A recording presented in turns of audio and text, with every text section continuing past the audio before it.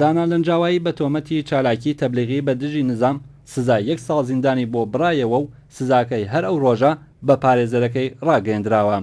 هەروەها دەوترێت دانا لەنجاوایی بە هەوڵدان دژی یەکپارچەیی نەتەوەی و هەروەها بە تێکدانی نزمی گشتی تۆمەتبەر کراوە و بڕیارە دادگا لە ماوەی داهاتوودا بە تۆمەتی تێکدانی نزمی گشتی دادگای بکرێت. سەرچاوەیەکی ئاگادار ڕایگەیاند دانا لەنجاوایی نۆزدەی خاکەلێوە بە ئامادەبوونی پارێزەرەکەی و بە سەرۆکایەتی دادوە لوتفی بە تۆمەتی چالاکی پروپاگەندەی دژی ڕژیم دادگای کراوە. دانا لەنجاوی ڕێکەوتی پێنجی ڕێبەندان لەلایەن هێزە ئیتلاعاتەکان و دەست بەسەر و ڕەوانە ئیدارە ئیتلاعاتی شاری سنە کراوە و پاش 1 مانگ ڕاگیران لە ئیتلاعاتی سنە ڕێکەوتی حوتی ڕەشەمە بۆ زیندانی شاری مەریوان گوازرایەوە. دانا لەنجاوایی پێشتر لە ساڵی 89دا بەهۆی ناڕەزایەتی خوێندکاران بە سزای سێدارەی فەرزاد کەمانگەر و هاوڕێکانی لەلایەن ئیدارە ئیتلاعاتی مەریوان و دەست بەسەر کرا و لە دادگای مەریواندا بە 1 ساڵ زیندانی هەڵپەسێردرا و بۆ ماوەی 5 ساڵ سزا درا کە پێدەچێت ئەو حکومە لە ئەگەری پژڕاستکردنەوەیدا ببێتە 2 ساڵ. دوا بەدوای دەست بەسەرکرانی دانا لەنجاوایی شەپۆلێکی بەرینی بانگهێشت و لێپرسینەوە لە چالاکانی خوێندکاری بۆ ئیدارە ئیتلاعات دەستی پێکردووە و لەو پەیوەندەدا چەندین چالاکی مەدەنی خوێندکاری کورد بانگهێشت و لێپرسینەوەیان لێکرا. هەروەها ڕێکەوتی هەشتی ڕێبەردان 3 چالاکی خوێندکاری زانکۆی پەیامنووری شاری مەریوان بە ناوەکانی دانا ئەمینی خوێندکاری زانستە کۆمەڵایەتیەکان، سۆران ڕاوژ خوێندکاری بەشی کشت و کاڵ و مەیسەم جوانمێری خوێندکاری ڕشتەی زانستە کۆمەڵایەتیەکان لە درێژەدان بە خوێندن بێبەشکران. دەوترێت ئەو چالاکە خوێندکاریانە بە تۆمەتی بەشداریکردن لە خۆپیشاندانی شاری مەریوان دژ بە لە سێدارەدانی شێرکۆ معارفی حەبیبەڵا گوڵپەریپور و ئیسماعیل مامەندی بەرەو ڕووی گوشاری دەستگا ئەمنیەتەکانی دەسەڵاتی کۆمار ئیسلامی ئێران بوونەتەوە.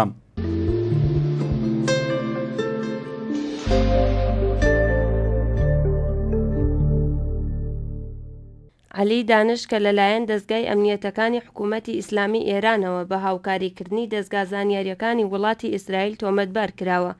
بۆ 4هەمین جار داوای پەنابەریەکەی لەلایەن وڵاتی سوێدەوە ڕەت کرایەوە. عەلی دانش لە لێدوانێکی تەلەفۆنیدا بە هەواڵنێری کوردپای ڕاگەیاند لە ماوەی ڕۆژانی ڕابردوودا ئیدارەی پەنابەرانی وڵاتی سوید بۆ 4هەمین جار داوای پەنابەریەکەی ڕەت کردوومەتەوە. بۆیە بڕیارم داوە هەتا ئەو کاتەی مافی پەنابەریم پێنەدرێت لەگەڵ ئەوەی ئەو دوو بزمارە لە لاقەکانم دەرناهێنمەوە. عەلی دانش لەلایەن دەستگای ئەمنیەتەکانی حکوومەتی ئیسلامی ئێرانەوە بە هاوکاریکردنی دەستگا زانیاریەکانی وڵاتی ئیسرائیل تۆمەتبار کراوە. ئەو چالاکە کوردیشە گوتی هەنوو کە ماوەی 3 ڕۆژەمانم لە خواردن گرتووە هەتا ئەو کاتەی وەک پەنابەر وەرنەگیرێم دەست لە مانگرتن هەڵناگرم و داوا لە دەسەڵاتدارانی وڵاتی سوید دەکەم بەدەم داواکانمەوە بێن. ناوبراو ئەوەی شێخستەڕ و ئەگەری ئەوە هەیە پۆلیسی وڵاتی سوید سنوورداشی وڵاتی ئێرانم بکەنەوە کە بە دڵنیاییەوە لە ئەگەری ڕادەستکردنەوەم بۆ ئێران بەرەو ڕووی مەترسی گیانم دەبمەوە.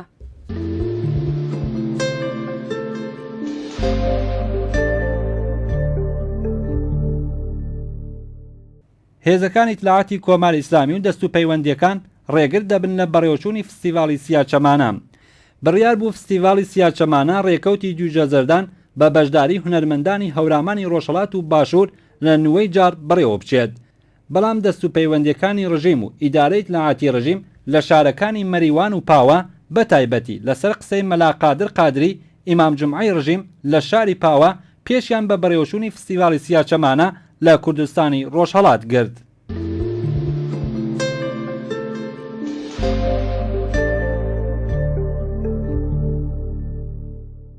لە شارۆچکەی باژڕگە سەربەشاری سڵماس هێزەکانی سوپای پاسداران خەڵک بە زۆر لە بنکەی بەسیج ناونووسی دەکەن و لە بەرامبەریشدا شۆرای ئەو شارۆچکە ڕایگەیاندووە لە ئەگەری پێداگری بەرپرسانی سوپا دەست لە کار دەکێشنەوە. لە ماوەی چەند ڕۆژی ڕابردوودا هێزەکانی سوپای پاسدارانی کۆماری ئیسلامی ئێران بەشی ناوەندی شاری سڵماس لە گەشتێک بۆ شارۆچکەی باژڕگە گوشاریان خستووەتە سەر خەڵکی ئەو شارۆچکەیە تا خۆیان لە بنکەی بەسیج ناونووسی بکەن. بەپێی ئەو هەواڵە بەرپرسانی سوپا بەڵێنی زیادکردنی کۆپینی نەوت وەرنەگرتنی سەرانە و یارمەتی خوێندنیان لە ئەگەری بوون بە بەسیج بە خەڵکی ئەو ناوچەیە داوە. لە کۆبوونەوەی شۆرای باژڕگە لەگەڵ مەلایەکی پاسدار بە ناوی بەیرقە و چەند بەرپرسێکی سوپای پاسداران شۆرای ئەو شارۆچکەی ڕاگەیاندووە کە ناتوانێت هیچ بەرپرسیاریەتێک سەبارەت بە بەسیجکردنی خەڵک و ئەستۆ بگرن و لە ئەگەری پێداگری بەرپرسانی سوپا دەست لە کار دەکێشنەوە. بەڵام بەڕێوەبەرایەتی بەسیج هەر سوورە لەسەر بە بەسیجکردنی بنەماڵە ناسرا و خوێندکارانی ئەو ناوچەیە.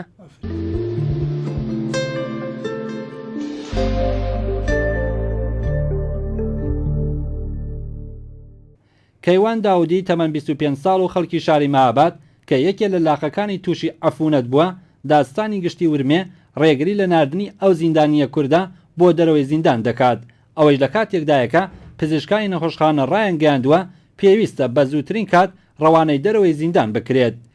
یەکێ لە نزیکانی بنەماڵەی کەیوان داودی ڕایگەاند کەیوان کە ساڵی 1370 بە تۆمەتی ئەندامەتی لە یەکێک لە حیزبە کوردیەکانی ئۆپۆزیسیۆنی حکوومەتی ئیسلامی ئێران دەست بەسەرکرا لە کاتی دەست بەسەرکرانیدا لە ئیتلاعاتی مەهاباد لەلایەن مامورانی ئەو ئیدارەیەوە بە توندی ئەشکەنجە کرابوو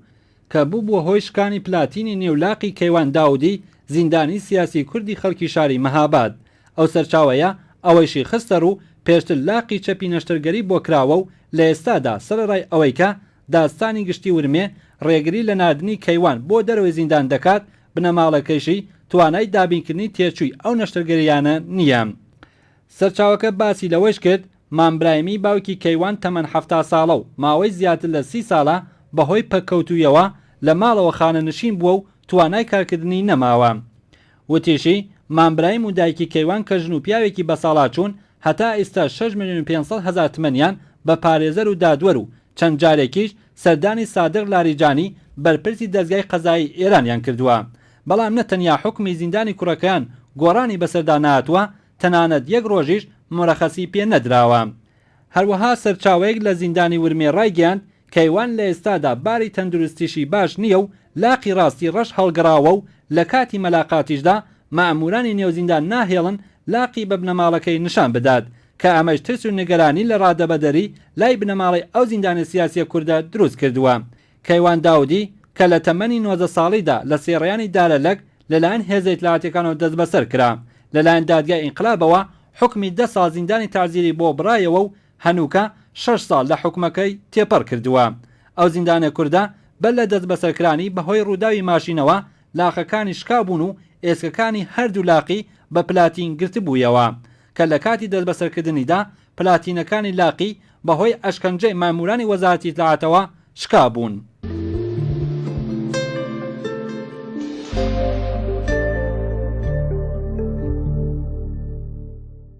لەگەڵ ئەوەی چەندین ناوەند و بنکەی تەرکی مادە هۆشبەرەکان بە شێوەی خۆڕست لە کوردستان بوونی هەیە، ڕادەی توشبەران بە مادە هۆشبەرەکان ڕوو لە هەڵکشانەوە و ئەمەش بووەتە جێگەی نیگەرانی خەڵکی کوردستان. عەبدولمەحەممەد زایدی لە کۆبوونەوەی شۆرەی بەرەنگاربوونەوە لەگەڵ مادە هۆشبەرەکانی پارێزگای سنەدا گوتی کاڵگوەرگرتنی خەڵکی ئەم پارێزگایە لە مادە سەنعەتیەکان زۆر زیادی کردووە، ئەمەی وەکو مەترسیەکی گەورەیە بۆ سەر کۆمەڵگا ناو لێ دەبرێت. ناوبراوێ ڕای ئاماژە بەوەی لە پارێزگای سنەدا لە نێوان 90 تا 21,000 کەس توشبووی مادە هۆشبەرەکان بوونیان هەیە. ڕایگەیاند شارەکانی وەکو سەقز، قوروە، بیجار و کامێران زۆرترین توشبووی مادە هۆشبەرەکانیان لە ئاستی پارێزگای سنەدا هەیە. ئەو هەروەها لە درێژەدا زیادی کرد 35% توشبووان لە پارێزگای سنە تریاک، 35% دیکەیان شیشە، 14% توشبووان حەشیش دەکێشن و 13% دیکەیان هێرۆئین بەکاردێنن. پارێزگاری سنە نەیشاردەوە دانی بەو ڕاستیەدا هێنا کە هەر لە ئێستا مادە سەرەتاییەکانی دروستکردنی مادەی هۆشبەری شیشە لە پارێزگاکانی ورمێ و سنە دروست دەکرێت.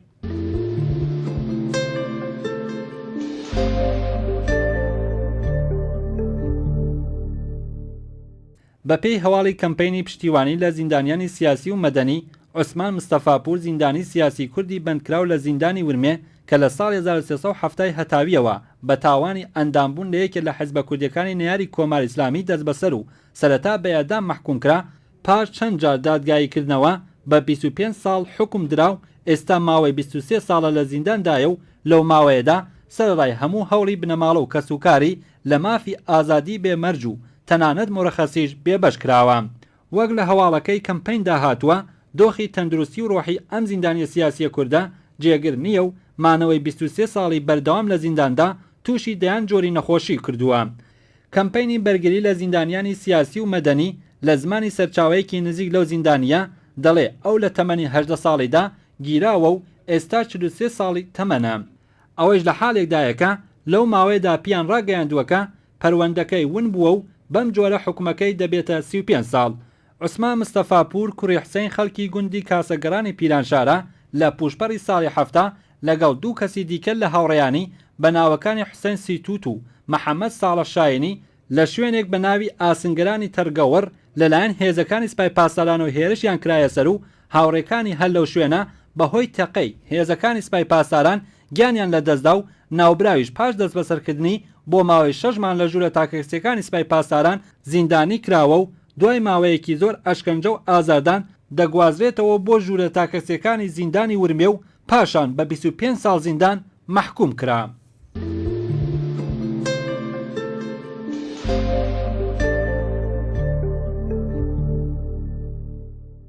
وهاب فەخری چالاکی مەدەنی شاری جوانڕۆ لە پاش ئەوەی کە پێشتر لەلایەن هێزەکانی ئیسلاحاتی کۆماری ئیسلامی چوونە بەرماڵیان و دەستیان بە بێڕێزیکردن بەخۆی و بنەماڵەکەی کردبوو بەهۆی کوشاری هێزەکانی ئیسلاحاتی کرماشان و شاری جوانڕۆ ناچار بوو کوردستانی ڕۆژهەڵات بەجێ بێڵێت.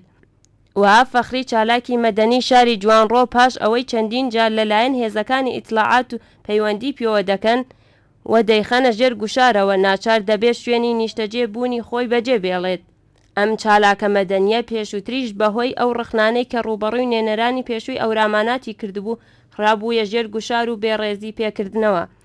شایانی باسەم چالاکە مەدەنیە پاش ئەوەی چەندین جار پەیوەندی پێوە دەکەن و دەست بە هەڕەشە و گڕەشەکردن و ڕاگررتنی چالاکیەکانی بە مەبەستی پەرەپێدان بەکاری مەدەنی و ڕۆشنبیری دەکەن و لە ئەگەری هەر جۆرە چالاکیەکی مەدەنی ئاگادار دەکەنەوە هەڕەشەی لێ دەکەن و لەگەڵ ئەوەی ئەم چالاکە مەدەنیە دەست لە کار و چالاکیەکانی خۆی بەرنادات و بە مەبەستی پەرەپێدان بە چالاکیەکانی هەوڵی تازە دەخاتە گەڕ لەلایەن هێزەکانی ئیسلاحاتی شاری جوانڕۆ بانگشتی ئیسلاحاتی ئەو شارە دەکرێت کە پاش ئەوەی لە مەبەست و پیلانەکانی هێزەکانی ئیسلاحاتی ئەو شارە دەگات ناچار دەبێت شاری جوانڕۆ بەجێ بێڵێت. سەرچاوەیەکی ئاگادار لەم بارەیەوە ڕایگەیاندووتی ئەم چالاکە مەدەنیە پێشتری چەندین جار لە لایەن هێزەکانی ئیسلاحاتی هەڕەشەی لێکراوە کە وەزیر حسەینی ئەندامی ئیسلاحاتی سپای پاسدارانی شاری جوانڕۆ یەکێک لەو کەسانەیە کە پێشتر چووبووە بەرماڵیان و بەهۆی ڕخنەکانی کە ڕوبەڕووی برای نوێنەری پێشووی ئەورامانات فەتحوڵڵا حسەینی کردبووەوە پاش ئەوەی بێڕێزیەکی زۆری پێکردبوو هەڕەشەی توندی لەم چالاکە مەدەنیە بە مەبەستی تۆڵەسەندنەوە لەو ڕخنانەی کە ڕوبەڕووی براکەی کرابووەوە کردبوو.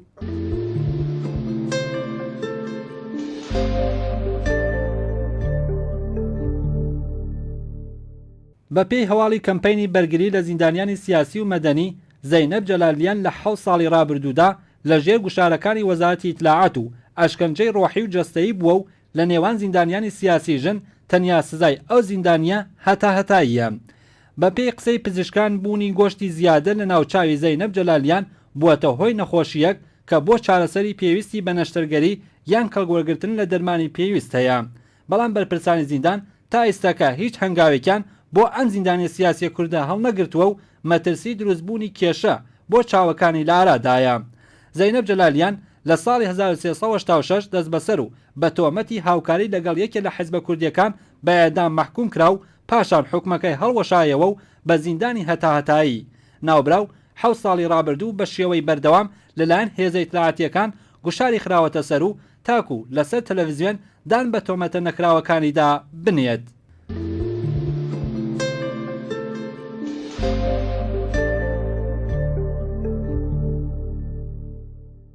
بەپێی هەواڵی هەواڵنێری چاودێری مافی مرۆڤی کوردستان ڕۆژی دووشەمە 5 جۆزەردان پێدرام مەنسووری لاوێکی شاری سنە لەلایەن هێزە ئەمنیەتیەکان لە شوێنی کارەکەی دەست بەسەر کراوە.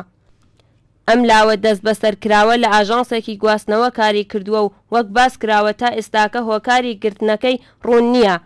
بنەماڵەی پێدرام مەنسووری بۆ بەدەستهێنانی زانیاری لە هۆکاری گرتنی کوڕەکەیان و شوێنی دەست بەسەرکرانی هەوڵی زۆریان داوە. بەڵام تا بڵاوبوونەوەی ئەم هەواڵە بەرپرسانی پەیوەندیدار هیچ وەڵامێکیان بە داواکاریەکانیان نەداوەتەوە.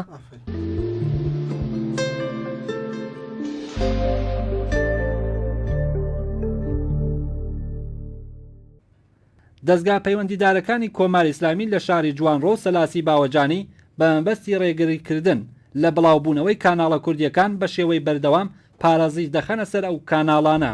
وەک لە هەواڵەکەدا هاتووە یەکێ لەو کاناڵانەی کە زۆر بە زەحمەت هۆگرانی دەتوانن لەو دوو شارە بیبینن ڕۆژهەڵات تیویە. کۆماری ئیسلامی و دەستگا پەیوەندیدارەکان لە پێناو بەردەوامی سیاسەتی سانسۆر و بڵاوکردنەوەی هەواڵی ناڕاست و بێبنەما تزلە لە قاودانی سیاسەتە ناڕەوەکانیان بە شێوەی بەربڵاو دەستیان کردووەتە بە پارازی خستنە سەر کاناڵە کوردیەکان لە شارەکانی جوانڕۆ و سەلاسی باوەجانی. شایانی باسەم سیاسەتە بە شێوەی بەردەوام لە گشت شارەکانی کوردستان پەیڕەو دەکرێ و بەرپرسانی کۆماری ئیسلامی پاش ئاگادارکردنەوە لە ئاکامە خراپەکانی باری تەندروستی بۆ شارۆمەندانی کورد سوورن لەسەر درێژەدان بەم کارە و هیچ بایەخێک بە داواکاریەکانی خەڵکی کوردستان لەو بوارەدا نادەن.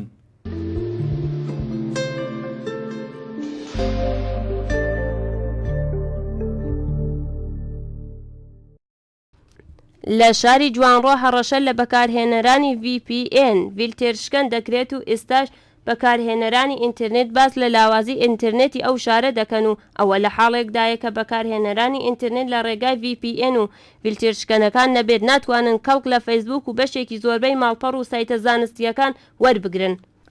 بەکارهێنەرانی ئینترنێت لە شارەکانی هەورامانات بەگشتی و جوانڕۆ و بەتایبەتی خێرایەکی کەمەوە کەڵک لە ئینترنێت وەردەگرن و لە هەمان کادا لەلایەن هێزە ئەمنیەتەکان هەڕەشە لەو کەسانە کراوە کە فیلترشکەن بەکاردێنن و کافینەت و خزمەتگوزاریە کامپیوترەکانیان ئاگادار کردوێتەوە کە لە ئەگەری بڵاوکردنەوەی فیلترشکەن ئەوان لەلایەن هەر کەسێکەوە بێ لێپێچینەوەی لێ دەکەن و سزای 6 مانگ زیندانی بۆ دەبڕنەوە.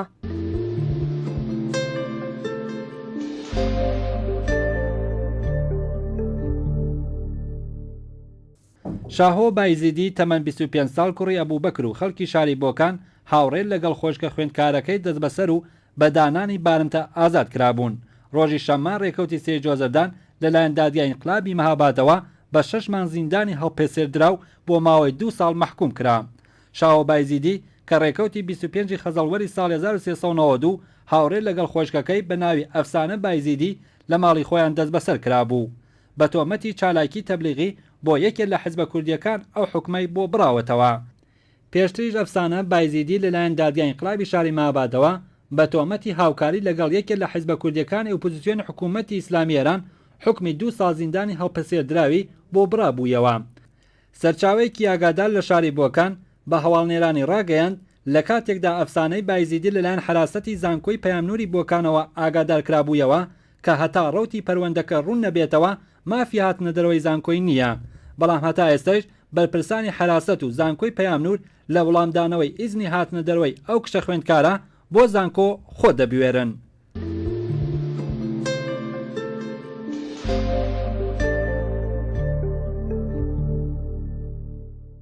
بەپێی هەواڵی کەمپەینی بەرگری لە زیندانیانی سیاسی و مەدەنی عەلی مورادی ڕێکەوتی 29 ڕەشەمای 1382 بە تۆمەتی هاوکاری لەگەڵ یەکێک لە حیزبە کوردیەکان لەلایەن دادگای ئینقلابی شاری مەریوان بە 30 ساڵ زیندان و دوورخستنەوە بۆ زیندانی میناب مەحکوم کرا. ئەم زیندانیە سیاسیە کوردە لە ماوەی 2 ساڵی ڕابردوودا چەندین جار لە زیندانی میناب بۆ زیندانی بەندەر عەباس گواستراوەتەوە. جێگای ئاماژەیە کە ئەم زیندانیە سیاسیە کوردە پێشتر لە 13 ڕەزبەری 1386 بەهۆی نەخۆشی دڵەوە لە زیندانی بەندەر عەباس گوازرایەوە و بەپێی قسەی پزیشکان ناوبراو پێویستی بە چارەسەری دەرمانی هەیە.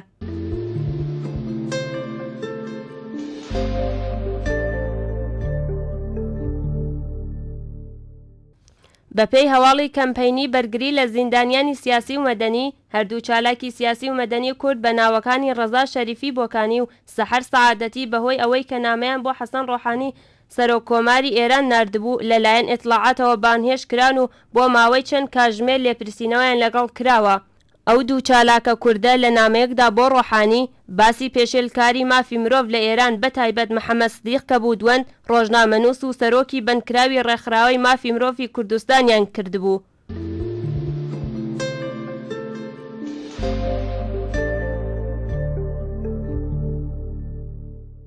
بەپێی هەواڵەکان ڕۆژی دووشەممە ڕێکەوتی 5 جۆزەردان هێزە ئینتزامیەکانی ڕژیم لە چەند گوندی بانە تەقیان لە ژمارەیەک لە کاسبکاری کورد کردووە و لە ئاکەمدا کەسێک بە ناوی ئەحمەد کوڕی کەریم تەمەن 22 ساڵ خەڵکی میراوی خوارەوە گیانی لەدەست داوە. کۆماری ئیسلامی و هێزە ئینتزامیەکان تەنیا بە بیانووی ئەوەی بەشێ لە کاسبکارانی سەرسنوورەکان هەڵگری باڵی قاچاق و ئاو دیوی سنوورەکانی دەکەن تەقیان لێ دەکەن و دەیان کوژن. ئەمەش لە حاڵێکدایە زۆر جار ئەو کەسانەی کوژاون تەنیا شارمەندانی ئاسایی بوون و هیچ باریان کاڵایەکی قاچاقیشیان پێ نەبووە.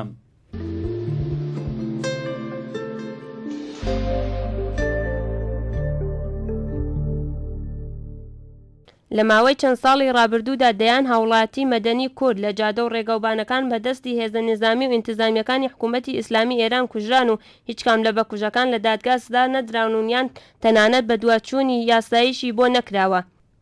بۆ زیاتر ڕوونبوونەوەی ڕەوتی پەروەندەی ئەو هاوڵاتیە و کۆڵبەرانەی کە بەدەستی هێزە ئینتیزامیەکان کوژران، دیمانەیەکی لەگەڵ محەممەد ساڵح نیکباخت پارێزەر لە دادگاکانی ئێران و شارەزای یاسانێونەتەوەی پێکهێناوە کە لێرەدا دەخرێتە ڕوو. نیکباخت سەبارەت بە چۆنیەتی یاسای بەکارهێنانی چەک ڕایگەیاند یاسای بەکارهێنانی چەک بۆ سەردەمی ئەحمەد شەی قازا دەگەڕێتەوە، بەڵام 21 ساڵ پێش ئێستا بۆ چۆنیەتی بەکارهێنانی چەک گۆڕدرا کە بەو پێیە دەبێ ئەو کەسە بە دەنگ ئاگادار بکرێتەوە، پاشان تەقەی هەوایی لە ئەنجامدا دەبێت لە پشتێن بەرەوخوا تەقەی لێ بکرێت. ئەو پارێزەرە کوردە سەبارەت بەوەی کە ڕەوتی یاسایی هیچ کام لە پەروەندەی کوژراوەکان لەلایەن بنەماڵەی هاوڵاتیە کوژراوەکانەوە بە ئەنجام ناگات. ڕایگەیان بەداخەوە ئێستا هێزە نظامی و ئینتیزامیەکان لە دادگاکاندا بە پێی چەند پاساوێک وەک کە دەڵێن لە پێشدا علامەتیان پێداوە و دواتر بە دەنگ ئاگادارمان کردووەتەوە کە خۆت بەدەستەوە بدە و دواتر تەقەی هەواییمان کردووە و لە ئەنجامدا تەقەمان لێ کردووە. خۆیان لە سزا بێبەری دەکەن. محەممەد ساڵح نیکباخت ئەوەشی خستە ڕوو، پاشانش ئەگەر کە لە کەمەر بەرەو خوار کەسێکیان نەپێکابێت دەڵێن چونکە مەودایەکی دوور بووە بۆمان تەشخیص نەدراوە، لە ئەنجامدا گولولەکە بە شوێنی کاریگەری کەوتووە و گیانی لەدەست داوە. نیکباخت گوتیشی ئەم پاساوە ئەگەر بۆ مەمورانی هێزە ئینتیزامیەکان و هێزەکانی کالاقاچاق بێت، یاسا هیچ بەدواچوونێکی دیگەی بۆ ناکات و بەم پاساوە قەناعەت دەکات. ئەو پارێزەرە یاسازانە نێونەتەوە یە باسی لەوەش کرد ئەگەر کەسێک ماشینی پێبێت دەبێت لە سەرەتادا تەقە لە تەگەرەی ماشینەکەی بکرێت کە ئەمە دەبێتە هۆی ڕاوەستانی ماشینەکە و لە ئەنجامدا گرتنی شۆفیرەکە، بەڵام لە زۆربەی حاڵەتەکاندا هیچ کام لە مادە یاساکان ڕەچاو ناکرێت و لە یەکەم حاڵەتدا تەقە لە شۆفیرەکان دەکەن. سەبارەت بە کوژرانی کۆڵبەران و ڕەوتی بێئەنجامی پەروەندەکانیان گوتی ئەگەر ئەم تێبینیە و مادە یاسایانە لەبەر چاونەگرین، حاڵەتی کوشتنەکە دەبێتە ئەنقەست و دەبێ بکوژەکە بە پێی یاسا قەساس بکرێت کە حکومەکەی سێدارە دەبێت. محەممەد ساڵح نیکبەخت ئاماژەی بەوە کرد لە ماوەی چەند ساڵی ڕابردوودا تێکڕای حاڵەتی کوشتنی کۆڵبەران و کەسبکاران بە شێوەی ئەنقەست و غەیرە ئەنقەست لە قەڵەم دراون.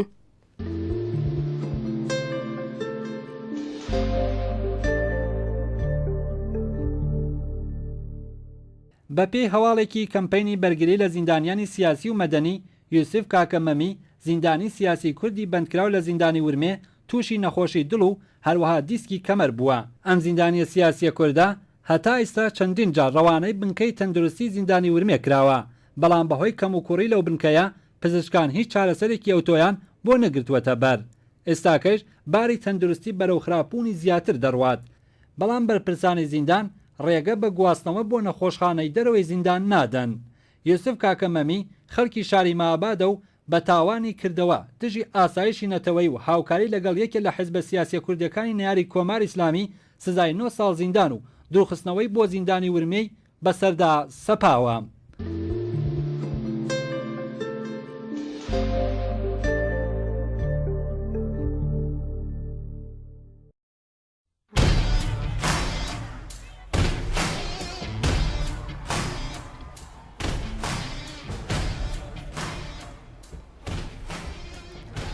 بەندی 20 جارنامەی گەردوونی مافی مرۆڤ لە دوو خاڵ پێکاتوە. خاڵی یەکەم هەر تاکێک ئازادی پێکێنانی ئەنجومەن و کۆڕ و کۆبوونەوە و کۆمەڵەی ئاشتی خوازانەی هەیە. خاڵی دووهەم نابێ هیچ تاکێک بە زۆر لە کۆبوونەوەیەک بەشدار بکرێت.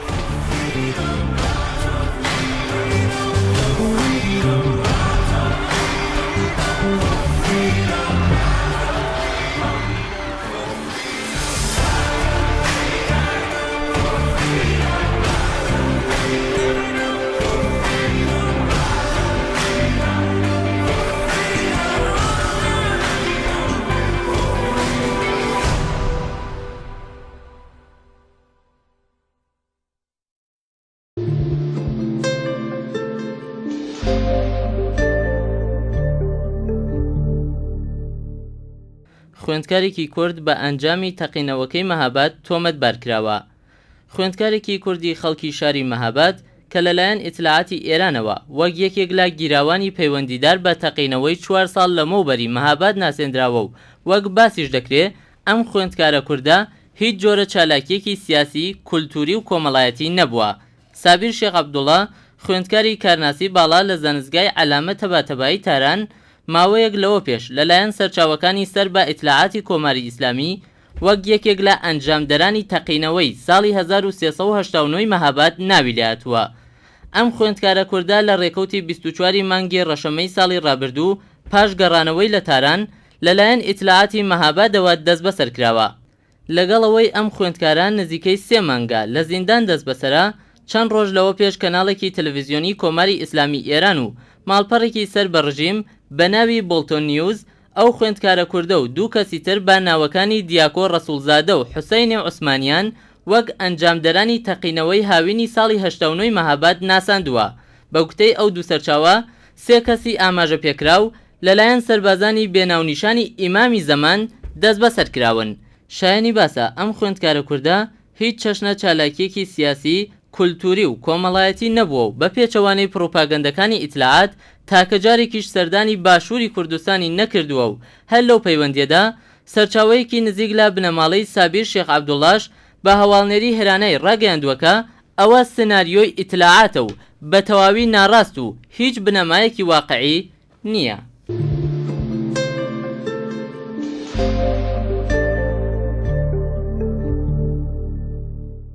من سابیر شێخ عەبدوڵڵا لە ساڵی 86ەوە دوای چوونم بۆ دانیشگا ڕەزاییە ناسی، منیشە لەگەڵ و لێک دانیشگا دەرسمان دەخێن. سابیر شێخ عەبدوڵڵا ورودی 85 دانیشگا پەیامنور بە ڕشتێک ئاشناسی ئاماردا بوو. ئەلبەتە من پێشوو بە وەسیلەی هەندێک لە کوڕەکان لەگەڵ ئاشنا بووم و دوای بووی یەکێک لە ڕەفیقە سەمیمەکانی یەک و دانیشتین بارا لەسەر مەسائل فەرقمان دەکرد و نقطە تەشابوهی من و سابیری ژێردا ئەوەدا بوو. سابیر کوڕێکی زۆر ئاگا و وەختی بوو لەنێو کۆمەڵگادا و بەردەوام لە لێ دانیشگا لەسەر مەسائلی مەدەنی و مەسائلی فەرەنگی و کۆمەڵایەتی دەدووە. ئەو هەر چەشتە خشونەتێکی ڕەفتاری چ لە تاریخ ئەزبای سیاسیەوە چ لە تاریخ خودی سیستمی دەسەڵاتەوە یا لەنێو کۆمەلگا محکوم دەکرد و هەموو دەغدغەکانی سابر دەغدغایەکی فەرهەنگی و کۆمەڵایەتی بوون. چ زمانێک کە لەگەڵێک وەک ئەنجومەنێکی مۆسەجم کارمان دەکرد، چ زمانێک کە شەوانی دانیشگایی وەک گەپێکی دۆستانە و ڕەفیقانە قسەمان دەکرد، هەمیشە مەسائلی بە شیوەیەکی علمی کۆمەڵناسانە هەڵدەسەنگان. هەرچەند ئەو ڕشتەی ئامار بوو بەڵام زانیارێکی زۆر باش و چاکی لەسەر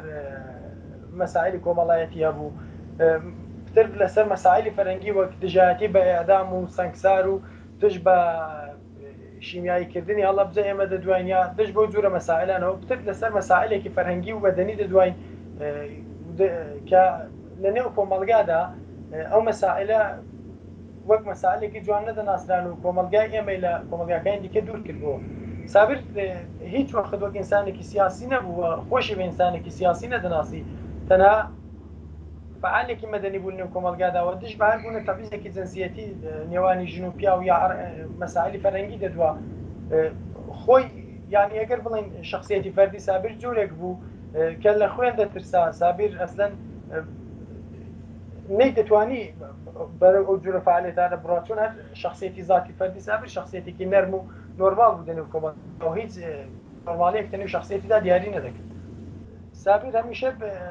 هەمیشە فکری دەکردەوە هەر بوونە حرەکەتێکی تون لەنێو کۆمەلگادا کاردانەوەیەکی جوانی نێو کۆمەلگا بەرەو قەحقەرا دەبا و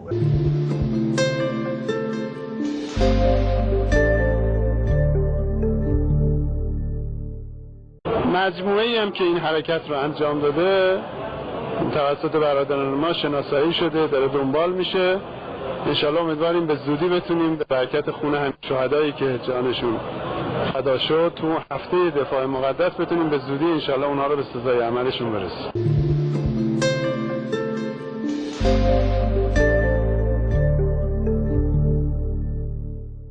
هەر لە دوای ئەو هەواڵانەوە لە ساڵی 89 تا ئێستا کۆمەڵێک هەواڵی زیدنەقیز و جۆراوجۆر لەسەر ئەو مەسەلە بڵاو بۆتەوە لەسەر سایتەکانی جمهوری ئیسلامی و هەروەش تا ئارشیودا هەنا. ئەوان ئەو حرەکەتیان بەستۆی چەندین گروهی مختلفی سیاسی داهێناوە. هەر بە دوای ئەودا من لە بیرما کرد کەم ساڵی ئەواخری هەشتا و نۆ یا ئەوایلی نەوەت بوو کە بەستۆی پێژاکیاندایەنە دوای ئەو دەورەیە کوتیان سەلەفەکان ئەو کارێک کردووە و من فکر دەکەم ئەوە سناریۆیەکە بۆ ئەوەی کە هەر زەمان حزبێکی سیاسی لە ناوچەیەک سەر هەڵدەداوە پەرەدەستێنیە ئەوان دەیانەوێت بۆی کە ئەو حزبە محکوم بۆی کە ئەو حزبە لەو ناوچەیە محکومکەن یا پێشی پێ بگرن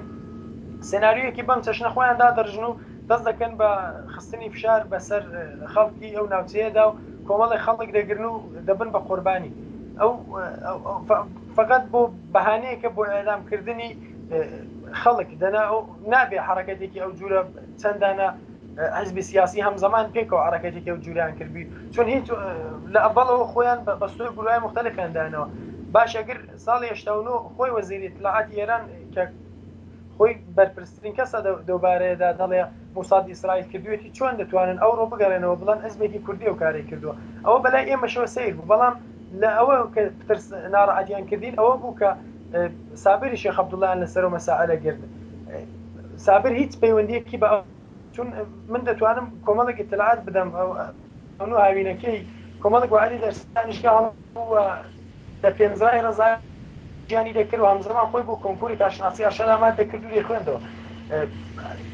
سابری شێخ عەبدوڵڵا 89 لە مەهاباد نەبوو تا بتوانێ هەمچین حرەکەتێک بکات لە ڕەزای ژیانی دەکرد و لە دانیشگا ڕەزایی نەبوو هەر ئەو جوورەی ئێمە دەزانین سیستەمهای دیکتاتۆر و توتالیتێر هەمیشە دژ بوونە بە حرەکەتای مەدەنی و لە حرەکەتای مەدەنی کۆمەلگا دەترسێن چون ئەو سیستەمانە تەنها بە ئاگایی خەڵک و بە حرەکەتای مەدەنینە کە محکوم دەکرێن و دەتوانن لە دەسەڵاتی بێنە خوارەوە و نظامی کۆماری ئیسلامیش هەمیشە هەر لە ڕۆژی بنیادنانەوە هەر لە ساڵی 58 تا ئێستا هەمیشە ئەو کارەی کردو و هەمیشە دژ بووە بە هەر حرەکەتێکی مەدەنی نەرم و بە لێبڵها و بەرچەسبای مختلف حرەکەتای مەدەنی نەرمی بە خشونەتبار تووسیف کردوون و هەمیشە ئەوانی محکوم کردوونە لە حاڵێک لە حرەکەتای مەدەنی نیشان لە زیندووبوونی و کۆمەلگایەنەوە هیچ چەشنە خشونەت خازی و خشونەت تەڵەبێکیان تێدا نییە من لەسەر فەیسبووکیش پەیجێکەیە بە نێوی دیفاع لە سابری شێخ عەبدوڵڵا پەیجێکمان ئێمە بۆ داناوە پێمان خۆشە پوشەشی خەبەری بدرێ و حرەکەتە من پێم خۆش نییە ئەوە دەبارەی خەڵکدا بڵم وا چەند دەزانم خەڵکی ئێران و خەڵکی کوردستان بە تایبەت ئەوەندە فەرامۆشکار نینە و جوان ئەو ڕژیمە دەناسن دەزانن ئەو حرەکەتە درۆیە و فەرامۆش ناکەن کە 89 لەسەر خەبەرگوزاریهای نظامچیان دەکتو ئێستا چ دەڵێن بەڵام پێم خۆشە دیسان خەڵک بڕژێتەوە ناو خیابانەکانی حتا ئەگەر ناکرێت نەو ڕەسانەهای مەجازیدا کەمپەینهایەک دژ بۆ حرەکەتە لێ بدەن و حرەکەتە محکوم بکەن چون هیچ کامێک لەوانە واقعینی نە خەڵک خۆیان ئێمە چاترەوە دەزانن خەڵک ئاگایان ئێمە فکر دەکەم شعوری خەڵک زیاتر لە ئەوەیە کە بەو سادەگیە فری بخۆ پێم خۆش نییە دیسان ئەو تراژێدیانەیە کە ئێمە لە کۆمەلگاکەمان بارها و بارها دیتومانە مەخسوسەن لەسەر جوانانی ئەو کۆمەلگایە جوانانی زۆر فعال و مەدەنی و کۆمەلگا ڕوویداوە دیسان تکرار ببێتەوە من پێم خۆشە خەڵک لایەنهای مەدەنی سەر مەسائلە زیاتر لە ئەوەی بدوێن هەرچەند جوان پوششی خەبەریدراون لایەنی مەدەنی و لایەنی فعالانی حقوقی بەشەرەوە بەڵام دەبا زیاتر لە ئەوانە پوشەشترابایە چون حیفە جوانێک بە خااتری بازیەکی سیاسی لە ناوچەیەک بێتە قوربانی و ئەوە جوانی هێرانە زۆر جوان لەسەر و مەسائلە دەدوێ و مەسئلەوانەی باس کردووە بەڵام ئەوانە دیسان کە من چون لەلایەنی خەڵکەوە نییە من پێم خۆشە خەڵکی مەهاباد بەتایبەت لەو شارە چون ئەو حرەکەتیان خۆیان دیتووە لە نزیکەوە شاهیدی و مەسائلە بوونە لە نزیکەوە خۆیان دەزانن ئەو مەسائلە چۆن ڕوویداوە و خۆیان زیاتر لە ئێمە ئاگاهێن لەسەرەوە مەسائلە بێ هەڵکی دروست خۆشە لە نێو ئینسانەکان بێن خۆ پیشانەگەر لە خیابان خۆیان نیشان حرەکەتە بکەن بڵن کە ئێمە ئاگاهیمان هەیە ئێمە حرەکەتە ڕاستی ئێمە دەزانین و خەبەرانە ڕاستینە و محکومیان بکەن لایەنی مەدەنی زۆرتر لەسەر مەسائل دەدوێن مەخسوسەن ئەگەر لە ناوچەیەکی فارسنشین با چون لایەنی مەدەنی ناوچە فارسنشینەکان تر لە ئێمە زۆر ئەکتیون بەڵام لە کوردستانیش لایەنی مەدەنی فعالیتخوان دەکەن بەڵام نەبەو چەشنێکە لە ناوچەی فارس دەکرا من پێم خۆشە ئەو سوالە بەرامەوە ئەگەر هەر ئەو حرەکەتە لە گەورەتر لە مەهاباد کرابە هەرێکی وەکو داران کرابە یان لە ناوچەیەکی بەربەڵامتر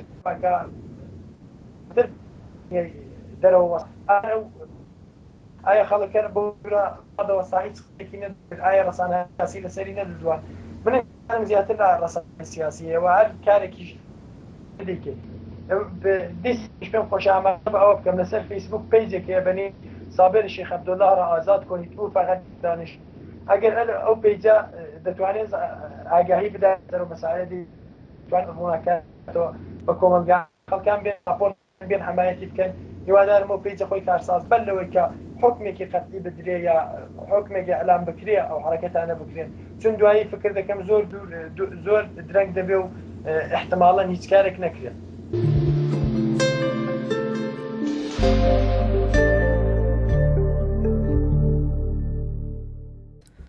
ڕاگەیاندنی سکرتاریەتی کۆمەڵە سەبارەت بە پڕۆپاگەندە درۆینەکانی سوپای پاسداران. لە ڕۆژانی پێشوودا دام و دەستگا پڕۆپاگەندەیەکانی سوپای پاسدارانی ڕژیم هەواڵێکیان بڵاو کردوێتەوە کە تیمێکی چەند کەسی سەر بە کۆمەڵەیان لە شاری مەهاباد دەست بەسەر کردووە کە بەرپرسی تەقینەوەی بۆمبێک بوون کە لە ساڵی 1389 لە کاتی نمایشی سەربازی هێزە نظامیەکانی کۆماری ئیسلامی لەم شارەدا تەقی بووەوە. بۆ هەموو خەڵکی تێکۆشەری کوردستان ڕوون و ئاشکرایە کە کردەوەگەلی لەم چەشنە و واتە دانانی بۆمب لە شوێنە گشتیەکان بە تەواوەتی لەگەڵ تاکتیک و کولتوری تێکۆشانی کۆمەڵە تەنانەت لە گەرمەی خەباتی پێشمەرگانە لە دژی کۆماری ئیسلامی لە کوردستان نامۆیە. کۆمەڵە کاتی ڕوودانی تەقینەوەکەش ئەم کردەوەیەی محکوم کردبوو. ئێستاش بۆ جارێکی تر هەواڵی بڵاوکراوە لەلایەن سوپای پاسدارانی کۆماری ئیسلامی بە درۆ دەخاتەوە و ئەمە بە درێژەی کەمپەینە پڕۆپاگەندەیەکانی ڕژیم بۆ شێواندنی ڕوخساری واقعی حیزبەکانی کوردستان و بەتایبەت کۆمەڵە دەزانێت. هاوکات ئەگەری زۆری هەیە ڕژیم بەم پڕۆپاگەندە درۆینانەی زەمینەی دەرکردنی سزاگەلی قورس سەبارەت بە زیندانیانی سیاسی و تەنانەت لە سێدارەدانیان بڕەخسێنێت. ئێمە لێرەدا تەواوی ڕێکخرا و دامەزراوەکانی مافی مرۆڤی نێونەتەوەی و چالاکانی مەدەنی لە ئێران بەرانبەر بەم سیاسەتە فریوکارانەی ڕژیمی کۆماری ئیسلامی ئاگادار دەکەینەوە و پێویستە هەل لە ئێستاوە بە ناڕەزایەتی دەربڕین سەبارەت بە سازکردنی کەشوهەوای لەو جۆرە دژ بە چالاکان و زیندانیانی سیاسی لەلایەن ڕژیمی کۆماری ئیسلامیەوە ئامانجە سەرەکی و نادیارەکانی کۆماری ئیسلامی ئاشکرا بکەین. سکرتاریەتی کۆمەڵەی شۆڕژگێڕی زەحمەتکێشانی کوردستانی ئێران ڕێکەوتی 19/5/2014 زاینی.